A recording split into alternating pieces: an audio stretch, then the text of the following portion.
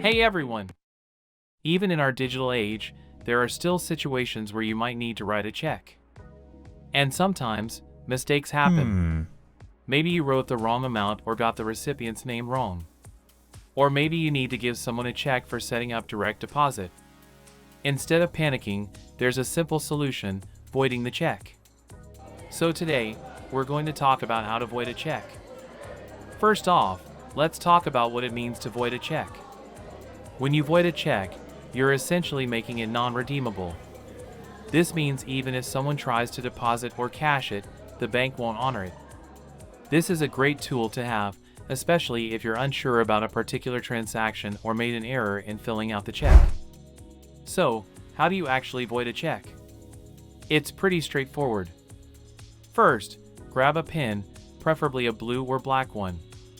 You're going to want to make sure it's permanent and not something like a pencil that could be easily erased.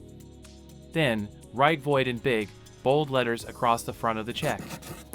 Make sure you cover the payment amount section, the payee line, and the signature.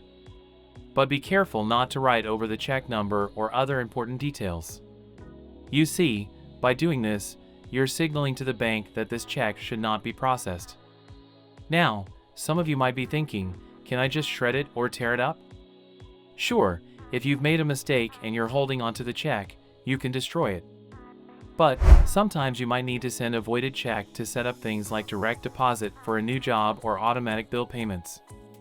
In such cases, physically destroying the check won't do the trick. And in that case, you will need to void it. Here's a little tip from personal experience. If you ever need to provide a voided check for any purpose, always make a copy or take a picture of the voided check for your records.